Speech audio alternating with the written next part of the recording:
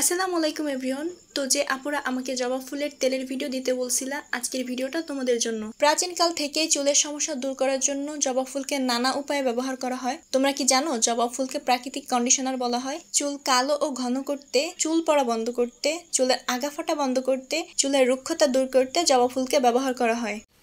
পারবি? অন্য ডাল ছিঁড়ে ফেলতেছে। যাক, তুই তো ফুল মারে ফেলতেছিস ভাই। সো তোমরা দেখতেই তো পারছো যে কতটা চেষ্টা করার পর আমরা এই ফুলগুলা পারতে পারছি। নিচের দিকের ফুল হচ্ছে কখনোই পাওয়া যায় না, মানে কেউ না কেউ সবসময় এই ফুলগুলা নিয়ে যায়। তো আর কথা না বাড়িয়ে চলো আমরা তেল তৈরি করতে চলে যাই। জবা ফুলের তেল তৈরি করতে আমাদের যে ইনগ্রিডিয়েন্টসগুলো লাগবে তা হচ্ছে মেথি, জবা ফুল এবং অ্যালোভেরা। আমি এখানে অ্যালোভেরাটাকে কেটে নিচ্ছি এবং খুব ভালো করে ধুয়ে নিচ্ছি। অ্যালোভেরায় কিন্তু হলুদ বা ওই যে সবুজ কষ্টটা বের হয়, এটা কিন্তু আমাদের ত্বক এবং চুলের জন্য অনেক ক্ষতি করে। আমি বারবার এই কথাটা তোমাদেরকে বলি, এই জন্য তোমরা ভালো করে অ্যালোভেরাটা ক্লিন করে নিবে। নেক্সট আমরা জবা ফুলের যে সবুজ অংশটা আছে, প্রত্যেকটা ফুল থেকে আমরা এই অংশটা ফেলে দিব। তেল তৈরি করতে এই অংশের আমাদের কোনো প্রয়োজন নেই। তোমরা এখানে ট্রাই করবা লাল জবা ফুল নেওয়ার। এখন আমরা অ্যালোভেরাটাকে স্লাইস করে কেটে নিব। এইভাবে কেটে নিলে তেল তৈরি করতে অনেক ভালো হয়।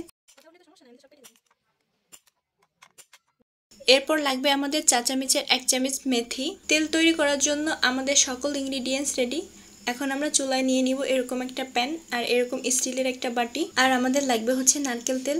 এখানে আমি যতটুকু পরিমাণ তেল তৈরি করতে চাই ততটুকু পরিমাণ তেল নিয়ে নিচ্ছি। তোমরা যতটুকু তৈরি করতে চাও ততটুকু পরিমাণে তেল নিয়ে নিবে।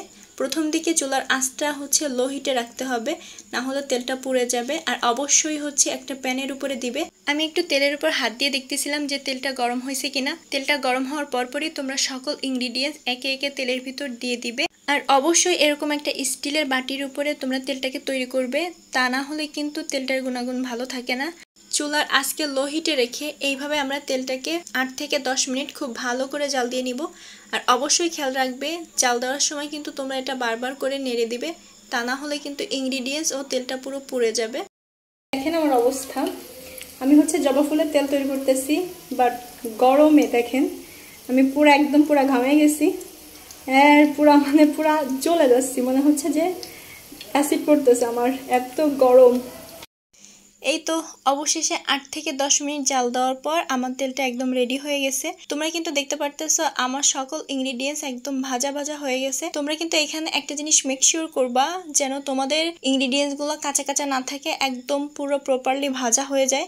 যখন তোমরা এই তেলটা নিজেরাই তৈরি করবা তখন তোমরা এটা দেখেই বুঝতে পারবা তেলের কালার চেঞ্জ হয়ে যাবে এবং তেল থেকে ভিন্ন রকম একটা স্মেল বের হবে। তো প্রপারলি আমার তেলটা একদম রেডি হয়ে গেছে। আর এখন এটাকে আমি ঠান্ডা করার জন্য রেখে দিব।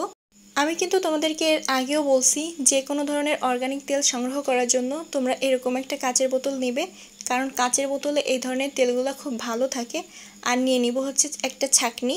এই ছাঁকনিতে করে আমি এই তেলটাকে ঠান্ডা হওয়ার পর ছেঁকে ফেলবো। সো ফাইনালি এই হচ্ছে আমাদের জবা ফুলের তেল একদম রেডি। এই তেলটাকে তোমরা সপ্তাহে একবার ইউজ করবা। এই তেল আমাদের নতুন চুল গজাতে সাহায্য করে, চুল পড়া বন্ধ করে, চুলের আগা ফাটা দূর করে, চুল সিল্কি করে, চুল কালো এবং ঘন করে। তো প্রপারলি তোমরা যদি এই তেলটাকে সপ্তাহে একবার ইউজ করো তাহলে তোমরা নিজেরাই বুঝতে পারবা যে তেলটা তোমাদের কতটা উপকার করে। তো আজকের ভিডিও এই পর্যন্ত। আল্লাহ হাফেজ।